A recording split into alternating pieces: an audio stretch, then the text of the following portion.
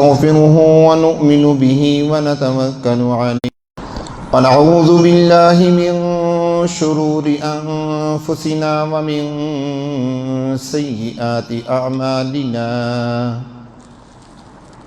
من يهده الله فلا مضل له ومن يضلله فلا هادي له ونشهد أن لا إله إلا الله وحده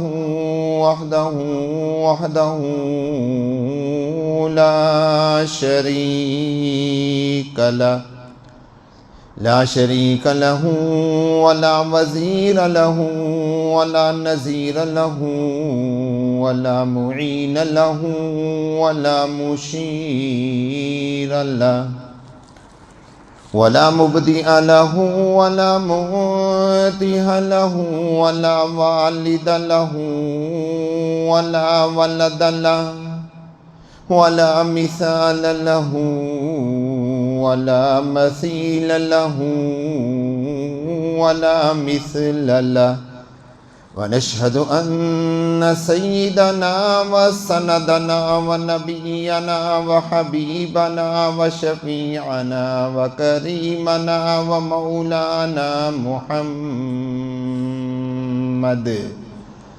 وشفيعنا وكريمنا ومولانا محمدا عبده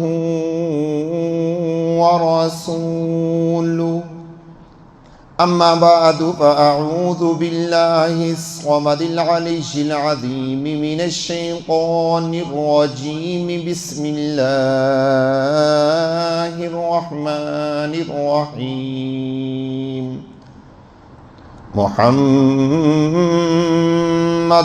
رسول الله والذين معه أشداء على الكفار رحماء بينهم وقال عليه الصلاة والسلام لا يدخل النار من اسمه أحمد ومحمدا أو كما قال النبي صلى الله عليه وسلم صدق الله مولانا العظيم وصدق رسوله النبي الكريم ونحن على ذلك لمن الشاهدين والشاكرين والحمد لله رب العالمين. اللهم صل على سيدنا ومولانا محمد. اللهم صل على سيدنا ومولانا محمد وعلى آله وأزواجه وذرياته. اللهم صل على سيدنا ومولانا محمد وعلى آله وأصحابه أجمعين. اللہ رب العزت کی حمد و ثنا، سید الاولین خاتم النبیین، امام الانبیاء مبدأ الانبیاء، ساقی کوثر شافع محشر، آمنہ کے لال عبداللہ کے در یتیم، سرور کائنات فخر موجودات، محبوب کبریا احمد مجتبیٰ محمد مصطفیٰ صلی اللہ علیہ وسلم کی ذات اقدس اور ان کی آل اولاد، اہل بیت عظام صحابہ کرام رضی اللہ تعالی عنہم اجمعین کی ذوات قدسیہ پر ہدیہ درود و سلام بھیجنے کے بعد معزز سامعین محترم، اسلامی سال کا دوسرا مہینہ جسے ماہ سفر کہا جاتا ہے،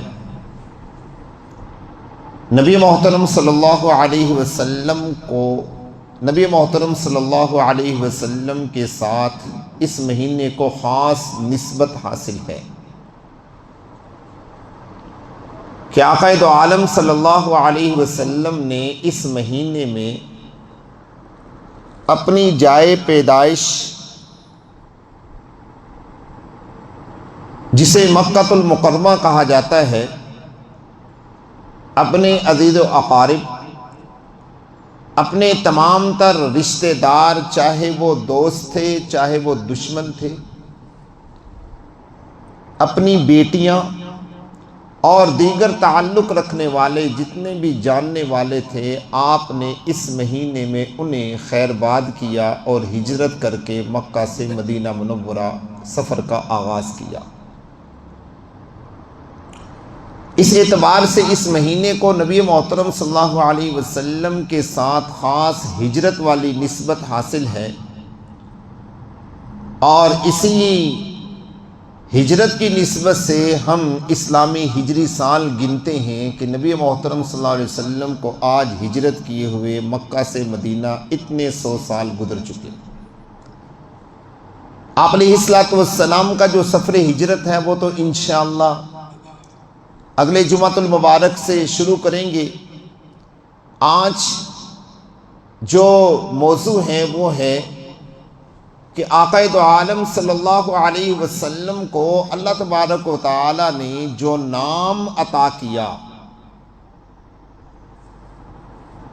جسے ہم نام محمد اور جسے ہم نام احمد کہتے ہیں، یہ نبی محترم صلی اللہ علیہ وسلم کا چناوتی نام ہے کہ حضرت آدم علیہ السلام سے لے کر جتنی بھی کائنات میں دنیا آباد ہوئی، انسان آباد ہوئے، حضرت عیسیٰ علیہ السلام کی امت تک، بلکہ پیارے پیغمبر کے دنیا میں تشریف لانے تک نہ کسی کا نام محمد رکھا گیا، نہ کسی کا نام احمد رکھا گیا۔ اللہ تبارک و تعالیٰ نے پیارے پیغمبر کے نام کو ایسا مخفی رکھا، ایسا راز رکھا کہ حضور کا نام بھی کسی کو استعمال کرنے کی جسارت نہ ہوئی۔ اور میں یہ سمجھتا ہوں کہ یہ میرے اور آپ کے آقا پیارے پیغمبر کا سب سے بڑا اعزاز ہے کہ رسول محترم صلی اللہ علیہ وسلم کو اللہ نے نام بھی وہ عطا کیے جو دنیا میں یکتا نام تھے۔ آپ کے بعد تو اللہ کے پیارے پیغمبر نے خود نام رکھنے کی اجازت دی نا، وہ انشاءاللہ بیان میں آپ سنیں گے اور رکھنے کی وجہ کیا ہے، لیکن آپ کے آنے سے پہلے پوری دنیا میں نہ کوئی محمد آیا، نہ کوئی محمد پیدا ہوا، نہ کوئی احمد آیا، نہ کوئی احمد پیدا ہوا۔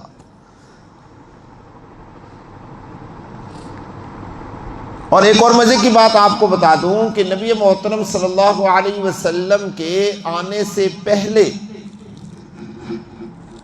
کتاب تورات میں، کتاب انجیل میں، کتاب زبور میں آپ کا نام محمد لیا گیا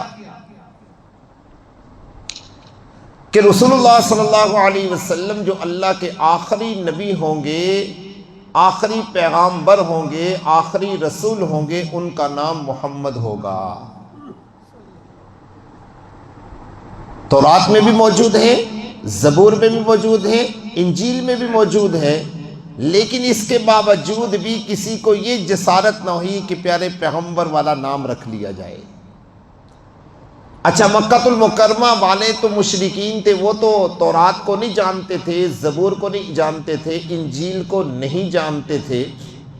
جب انہوں نے لوگوں سے سنا، یہودیوں سے سنا، عیسائیوں سے سنا، صاحب کتاب لوگوں سے سنا کہ ایک آخری نبی آنا ہے، جو نبی کائنات کا نبی ہوگا، جو نبی سارے جہانوں کا نبی ہوگا، جو نبی ساری امتوں کا نبی ہوگا، جو نبی سارے نبیوں کا نبی ہوگا، وہ نبی آنا ہے اور وہ آخری نبی ہوگا، اس کے بعد کوئی اور نبی نہیں آئے گا۔ تو ماؤں نے اپنے بیٹوں کا نام محمد رکھنا شروع کر دیا۔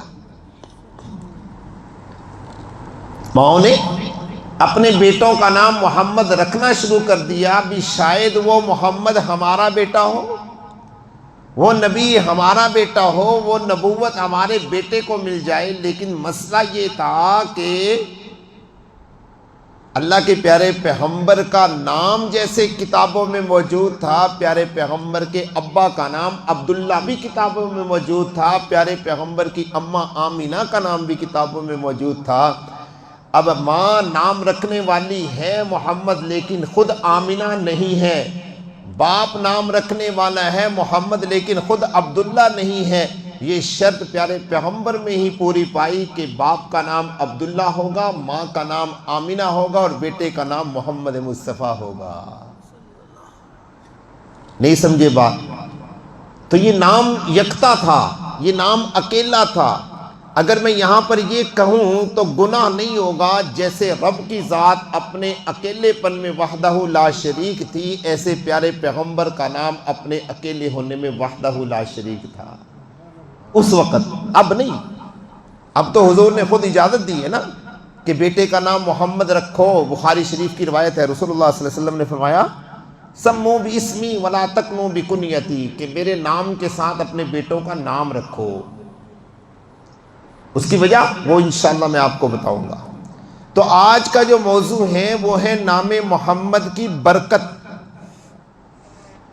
نام محمد کی برکت، کہ رب تعالیٰ نے جو ہمیں نبی عطا کیا، نبی محترم عطا کیے، اللہ نے ان کی ذات تو بابرکات بنائی ہی بنائی تھی، اللہ نے پیارے پیغمبر کا نام بھی برکتوں والا بنایا ہے۔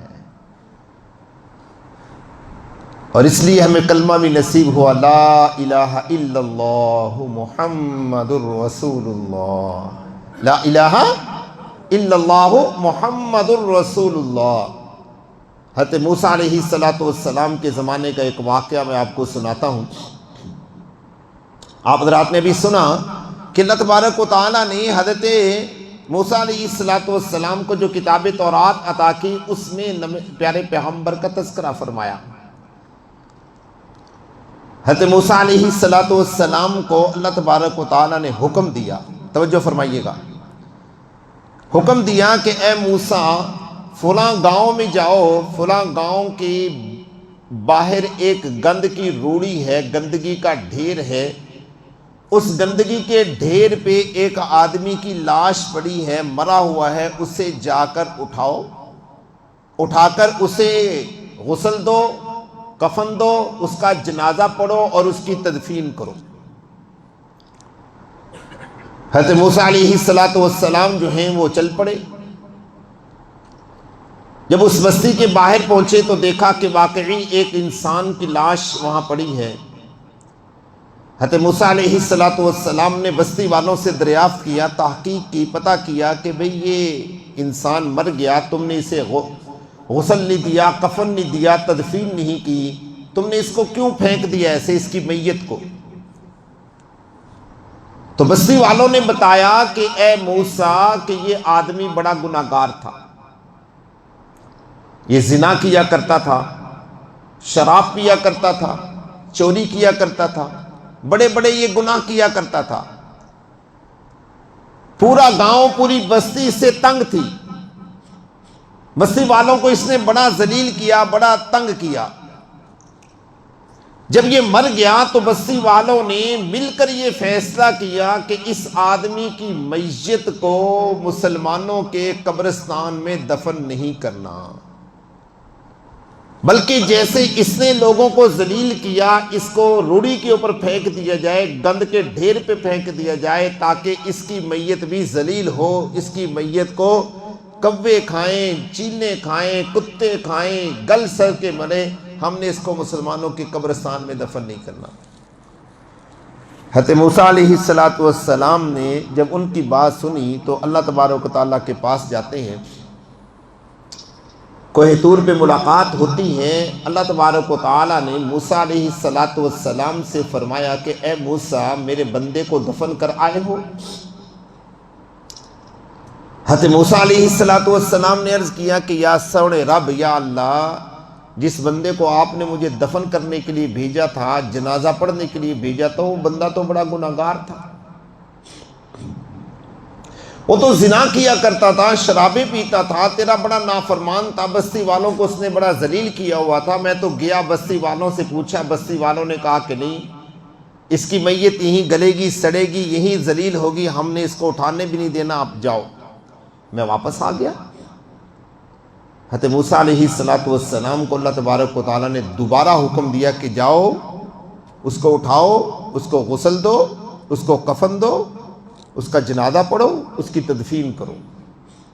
حضرت موسیٰ علیہ السلام واپس آئے، اس کو اٹھایا، غسل دیا، غسل دے کے اس کو کفن دیا، جنازہ پڑھا، جنازہ پڑھنے کے بعد اس کی تدفین کی، تدفین کرنے کے بعد پھر اللہ تبارک و تعالیٰ سے ملاقات کرنے کے لیے پہنچ گئے۔ حضرت موسیٰ علیہ السلام نے اب اللہ سے پوچھا کہ یا اللہ، اب تو بتا دیجئے کہ ایک بندہ جسے دنیا والے گناہگار کہہ رہے ہیں، ایک بندہ جسے دنیا دار زناکار کہہ رہے ہیں، شرابی کہہ رہے ہیں، چور کہہ رہے ہیں، ڈکیت کہہ رہے ہیں، دنیا کے ہر گناہ اس کے ذمہ لگا رہے ہیں، اور آپ ہیں کہ اس کو حکم دیا کہ اس بندے کو عزت کے ساتھ غسل دیا جائے، کفن دیا جائے، جنازہ پڑھا جائے، تدفین کی جائے، اس کی عزت اور اس کا احترام کیا جائے، وجہ کیا ہے؟ وجہ بھی تو سامنے آنی چاہیے نا۔ تو اللہ تبارک و تعالیٰ نے موسیٰ علیہ السلام سے فرمایا کہ اے موسیٰ، میں جانتا ہوں کہ یہ میرا بندہ گناہگار ہے، میں جانتا ہوں کہ یہ میرا بندہ زنا کرتا ہے، شرابیں پیتا ہے، چوری کرتا ہے، سارے کام کرتا ہے، مجھے پتا ہے میرے سے زیادہ کس کو علم ہوگا، اللہ کی ذات سے بڑھ کر کون نہیں جانتا میرے دوستوں اپنے بندوں کو۔ من آنم کے من دانم، میں گناہگار ہوں، میں اپنے آپ کو جانتا ہوں کہ میں کتنا بڑا گناہگار ہوں۔ ہم میں سے کوئی آدمی گناہگار ہے، وہ اپنے بارے میں جانتا ہے کہ میں کتنا گناہگار ہوں، دوسرا آدمی نہیں جانتا، جانتا ہے تو اس کا رب جانتا ہے۔ اور شرعیت نے ہمیں ٹھیکیدار بھی نہیں بنایا۔ ہم جو یہ مفت میں ٹھیکہ لے لیتے ہیں نا، ہر انسان کے گناہ کو پرکھنے کا، ہر انسان کے پیچھے پڑنے کا، ہمیں شرعیت نے ٹھیکیدار بھی نہیں بنایا کہ ہم ہر انسان کے بارے میں پوچھ گچھ کریں کہ بھی اس نے یہ کیا تو کیوں کیا۔ میں ایک جملہ یہاں پر کہا کرتا ہوں کہ جب کسی کو کسی حالت میں دیکھو تو نبی محترم صلی اللہ علیہ وسلم کے طریقے کے مطابق حضرت مائد اسلمی رضی اللہ تعالی عنہ جب رسول اکرم صلی اللہ علیہ وسلم کے پاس آتے ہیں، آ کر اقرار کرتے ہیں کہ یا رسول محترم میرے سے زنا ہو گیا ہے، آپ نے اپنا چہرہ ایسے موڑ لیا، وہ ادھر آئے آپ نے ایسے اپنا چہرہ موڑ لیا، وہ ادھر سے آئے آپ نے پھر اپنا چہرہ ادھر موڑ لیا، پھر آتے ہیں آپ نے پھر چہرہ ادھر موڑ لیا، 4 دفعہ آ کر انہوں نے اقرار کیا کہ یا رسول محترم مجھ سے زنا ہو گیا، میں نے زنا کیا ہے۔ اللہ کے پیارے پیغمبر نے 4 مرتبہ سننے کے بعد فرمایا مائز تیری کوئی مجبوری ہوگی، سوچ لے تیری کوئی مجبوری ہوگی، تیرے سے کچھ کمی بیشی ہوئی ہوگی، کوئی غلطی ہوئی ہوگی، سوچ لے۔ یہ ہے میرے اور آپ کے آقا پیارے پیغمبر کی تعلیم۔ لوگ اس کے اوپر بڑے تبصرے کرتے ہیں، لو جی یہ وہ، جب میرے اور آپ کے آقا جو صاحب شرعیت ہیں، صاحب نصاب ہیں، صاحب عدل ہیں، صاحب انصاف ہیں، رسول ہیں، نبی ہیں، وہی اترتی ہے، پیارے پیغمبر ہیں، اللہ کے چنے ہوئے بندے ہیں، برگزیدہ بندے ہیں، جب وہ ایک عمل کر رہی ہیں تو میں اور آپ کون ہوتے ہیں؟ کسی کی چھوٹے چھوٹے گناہ پر اس کے پیچھے پڑنے والے۔ ہمیں کسی بات کا پتہ چلے، صحیح یہاں پتہ چلے گا، 15 منٹ نہیں گزریں گے وہ بندہ عزت کے ساتھ گھر نہیں پہنچے گا، گھر پورے محلے میں پھیل بھی جائے گی کہ فلاں نے تو یہ کر دیا۔ میری بات سمجھ آ رہی ہے آپ کو؟ اللہ رب العزت نے فرمایا کہ اے گناہ میں نے معاف کر دیے، اس کا زنا بھی معاف کر دیے، اس کی شراب بھی معاف کر دی، اس کی چوری بھی معاف کر دی، اس کے سارے گناہ معاف کر دیے۔ ہائے میرے دوستو ذرا توجہ کرنا، ہم امت محمدی ہیں، پیارے پیغمبر کے امتی ہیں، ذرا غور کیجیے گا اس کے اوپر اور اپنے جذبات میں، اپنے دل میں، اپنے احساسات میں، اپنے اندر میں جھانکیے گا، اپنے من کو دیکھیے گا۔ کہ رب کائنات نے ہمیں کتنا بڑا اعزاز عطا کیا ہے، کتنے ہم خوش نصیب ہیں، کتنے اعلیٰ اور عرفہ ہیں ہم۔ حضرت موسیٰ علیہ السلام نے عرض کیا یا سوڑے رب ذرا بتلا تو دیجئے کہ اس کا وہ عمل کون سا تھا، میں بھی وہ عمل کر لوں، شاید میری بھی بخشش ہو جائے۔ اللہ نے فرمایا کہ اے موسیٰ، ایک دن یہ اپنے گھر آیا، ایک دن یہ اپنے گھر آیا، اس نے شراب پی یا چوری کی یا ڈکیتی کی، جو کچھ بھی کیا، یہ اپنے گھر آیا۔ گھر آیا تو اس نے اپنے کمرے میں سے کتاب تورات اٹھائی، تورات اس نے ایسے اٹھا کر اس کو ایسے کھولا، جب اس نے کھولا درمیان میں سے کہیں سے بھی ایسے کھل گئی، جب کھول کے اس نے دیکھا تو سامنے لکھا ہوا تھا لفظ محمد۔ کیا لکھا ہوا تھا؟ ذرا غور کیجئے گا، لفظ محمد لکھا ہوا تھا۔ اس نے اور کچھ نہیں کیا، اس نے اس لفظ محمد کو چوما، چوم کر ماتھے سے لگایا، ماتھے سے لگا کے تورات کو بند کیا، بند کر کے اس نے دوبارہ الماری میں رکھا۔ اس نے تورات پڑھی نہیں، اس نے کچھ نہیں کیا، اس نے میرے آخری نبی محمد کا نام چوما، میں نے اس کی برکت سے اس کی بخشش کر دی ہے، اس کو معاف کر دیا میں نے، کیونکہ اس نے میرے آخری نبی کی عزت کی ہے۔ جب اس نے عزت کی ہے تو میں اس کی عزت کیوں نہ کروں؟ جب اس نے میرے نبی کا نام چوما، میرے آخری نبی کا نام چوما، محمد کا نام چوما، اس کی عزت کی ہے، تو میں اس کی عزت کرتے ہوئے میں اس کی بخشش کر دوں گا۔ تو میرے دوستو بات یہ ہے کہ وہ حضرت موسیٰ علیہ السلام کی امت میں سے ہیں، حضرت موسیٰ علیہ السلام کو ماننے والے ہیں، پرلے درجے کے گناہگار بھی ہیں، اس کے باوجود میرا رب جو ہے اس بندے کی بخشش کر رہا ہے، پیارے پیغمبر کی عزت کرنے کی وجہ سے۔ غور طلب بات یہ ہے، سوچنے کی بات یہ ہے کہ جو نبی کا امتی ہوگا، نبی کا کلمہ پڑھنے والا ہوگا، صبح و شام محمد محمد کرنے والا ہوگا، جو اللہ کے پیارے پیغمبر کی شرعیت پر چلنے والا ہوگا، کیا میرے رب کے اوپر اتنا لازم نہیں ہے؟ کیا میرے آخری نبی کے امتی کا اتنا حق نہیں ہے کہ جس جو لیتا ہی نام محمد کا ہے رب اس کی بخشش نہیں کرے گا؟ بولے بولے بولے، اللہ اس کی بخشش نہیں کرے گا۔ ہمیں اللہ کی قسم صرف یہی اعزاز کافی ہے کہ پیارے رب نے ہمیں پیارے محمد کی امت میں پیدا فرما دیا، ہمیں یہی اعزاز کافی ہے، ہمیں یہی اعزاز کافی ہے۔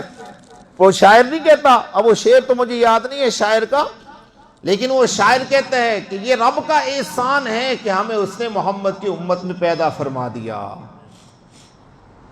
کسی اور امت میں ہوتے منتیں ترلے کرنے پڑتے ہیں، پتہ نہیں کیا کچھ کرنا پڑتا، کتنے پاپڑ بیلنے پڑتے۔ ہمیں تو اللہ نے نبی بھی وہ عطا کیا کہ جس کے نام میں اتنی برکت ہے کہ نام لیتے جاؤ اور جنت کے درجات پہ چڑھتے چلے جاؤ۔ اللہ اکبر۔ حدیث پاک میں آتا ہے، اللہ کے پیارے پیغمبر فرماتے ہیں کہ قیامت والے دن جو ہے دو آدمی اللہ کی بارگاہ میں پیش کیے جائیں گے۔ ذرا توجہ فرمانا میرے دوستو، دو آدمی اللہ کی بارگاہ میں پیش کیے جائیں گے، ان کا اعمال نامہ ان کے سامنے رکھا جائے گا۔ جب وہ اپنا اعمال نامہ دیکھیں گے، اعمال نامہ کھولیں گے، اعمال نامہ سارا گناہوں سے بھرا پڑا ہوگا، ایک بھی نیکی نہیں ہوگی، ایک بھی نیکی اعمال نامے میں نہیں ہوگی۔ اللہ تبارک و تعالیٰ ان سے فرمائیں گے کہ بھئی اپنے بارے میں فیصلہ کرو، تمہارا کیا فیصلہ ہے؟ وہ کہیں گے کہ اللہ ہم اپنے بارے میں کیا فیصلہ کریں، اعمال نامہ گناہوں سے بھرا پڑا ہے، نیکی ہے نہیں، اب تو فیصلہ یہی ہے کہ ہم نے جہنم کے اندر جانا ہے، اور کیا فیصلہ ہم نے کرنا ہے؟ اللہ تبارک و تعالیٰ فرمائیں گے کہ نہیں، غور کرو۔ وہ غور کریں گے، غور کرنے کے بعد کہیں گے کہ یا اللہ کوئی ایک نیکی ہو تو ہم جس کے اوپر غور کریں، جس کی وجہ سے ہمیں جنت مل جائے، ہم جنت میں داخل ہو جائیں۔ اللہ رب العزت فرمائیں گے، ذرا توجہ کرنا میرے دوستو، حدیث مبارکہ میں حدیث کے الفاظ پڑھنے لگا ہوں عربی زبان میں۔ اللہ تبارک و تعالیٰ ارشاد فرمائیں گے، آلیت علی نفسی، आलैतु अला नफ्सी ला यदखुलुन नारा मन इस्मुहु अहमद व मुहम्मदा। प्यारे पैगंबर फरमाते हैं कि अल्लाह रब्बुल इज्जत फरमाएंगे आलैतु अला नफ्सी, मैंने अपने आप पर ये कसम उठाई है। आलैतु का माना कसम उठाना अरबी जुबान में, मैंने अपने आप पर ये कसम उठाई है। जैसे लोग कहते हैं ना, मैंने कसम उठा ली है कि आज के बाद मैं ये काम नहीं करूंगा। अल्लाह फरमाएंगे आलैतु अला नफ्सी, मैंने अपने आप पर कसम उठा ली है। ला यदखुलुन नारा, आज के दिन जहन्नम में वो शख्स दाखिल नहीं होगा जिसका नाम मोहम्मद होगा या जिसका नाम अहमद होगा। वो जहन्नम में नहीं जा सकता जिसका नाम मोहम्मद होगा और अहमद होगा। और तुम में से एक का नाम मोहम्मद है, एक का नाम अहमद है। आज मोहम्मद नाम का शख्स भी जन्नत में जाएगा, अहमद नाम का शख्स भी जन्नत में जाएगा। ना मोहम्मद नाम जहन्नम में जा सकता है, ना अहमद नाम जहन्नम के अंदर जा सकता है। तो मैंने अर्ज किया कि नबी मोहतरम सल्लल्लाहु अलैहि वसल्लम का तो नाम ही इतना अजीम, इतना आला और इतना अरफा और इतना बुलंद व बरतर है। हुजूर की ज़ात का तो तज़किरा बाद में किया जाए, बल्कि यहाँ पर तो बड़े बड़े उलमा, बड़े बड़े फुक़हा, बड़े बड़े मुहद्दिसीन, बड़े बड़े औलिया, बड़े बड़े लोग जो हैं एक ही जुमला बोलकर प्यारे पैगंबर की तारीफ की किताब बंद कर देते हैं। वो ये कहते हैं हजारों साल, लाखों साल भी हुजूर की तारीफ में लगे, करोड़ों साल भी प्यारे पैगंबर की तारीफ में लगे, सारी दुनिया के सारे दरख्त जो हैं उनकी कलमे बना ली जाएं, सातों समंदरों का पानी स्याही बना लिया जाए, प्यारे पैगंबर की तारीफ लिखना शुरू कर दें, सारी दुनिया के दरख्त खत्म हो सकते हैं, समंदरों की स्याही खत्म हो सकती है, लेकिन प्यारे पैगंबर की तारीफ खत्म नहीं हो सकती। इसलिए फुक़हा, उलमा, मुहद्दिसीन, औलिया यही कहते हैं बाज अद खुदा बुजुर्ग तुई किस्सा मुख्तसर, कि अल्लाह के बाद सबसे बड़ा बुजुर्ग प्यारे पैगंबर ही है। बस हमने अपना किस्सा तमाम कर दिया, इससे बढ़कर और हम कुछ कह भी नहीं सकते।